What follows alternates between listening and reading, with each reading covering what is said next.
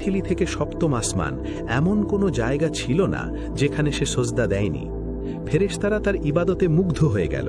তারা আল্লাহর দরবারে বলল, হে আল্লাহ, ইবলিস এখন আমাদের থেকেও বেশি জ্ঞানী। যদি তাকে আরশের কাছাকাছি রাখা হয়, আমরা তার নাসিহাত শুনতে পারি। আল্লাহ তাদের কথা কবুল করলেন। ইবলিসকে আরশের কাছে উঁচু স্থানে বসানো হলো।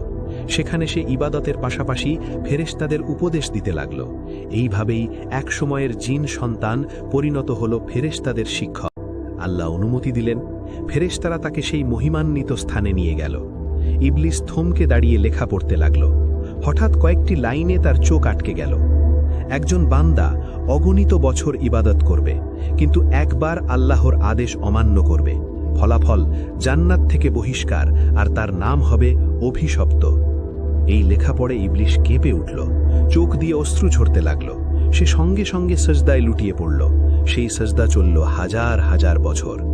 মাথা তুলতেই সে দেখল নিজের সজদার জায়গাতেই লেখা জলজল করছে, ইবলিসের উপর আল্লাহর লানত। তার মনে পড়ল এক পুরনো কথা। আল্লাহ একদিন তাকে জিজ্ঞেস করেছিলেন, এমন অবাধ্য বান্দার কি শাস্তি হওয়া উচিত?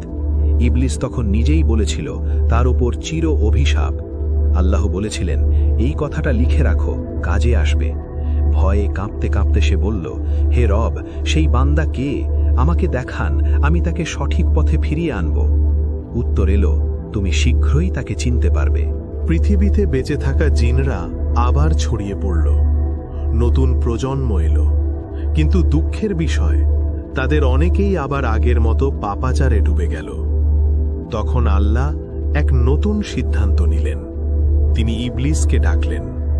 ইবলিস তখন ইবাদতে পরিচিত, জ্ঞানী আর আসমানে সম্মানিত। আল্লাহ তাকে বললেন, দুনিয়ায় যাও, বেঁচে থাকা জিনজাতিকে আমার পথে ডাকো, তাদের ভুল থেকে ফেরাও। এই দায়িত্ব পেয়ে ইবলিস আনন্দে ভরে গেল। সে বিনয়ের সাথে বলল, হে আমার রব, আমাকে এমন ক্ষমতা দিন যাতে আমি সারা দিন দাওয়াতের কাজ করতে পারি, আর শেষে আপনার দরবারে ফিরে এসে ইবাদত করতে পারি। আল্লাহ তার দোয়া কবুল করলেন। ইবলিস দুনিয়ায় নেমে গেল। সে জিনদের একত্র করত, নসিহত করত, বলতো, অহংকার ছাড়ো, রক্তপাত বন্ধ করো, আল্লাহর পথে ফিরে আসো। কিছু জিন সত্যিই তার কথা শুনল। তারা পাপ ছেড়ে ইবাদতে ফিরে এলো। ইবলিসকে তারা নেতা আর শিক্ষক মানতে শুরু করল। কিন্তু অধিকাংশ জিন তার কথা শুনল না, বরং তারা আরো বেপরোয়া হয়ে উঠল। পাপাচার বেড়ে গেল, বিদ্রোহ আরো গভীর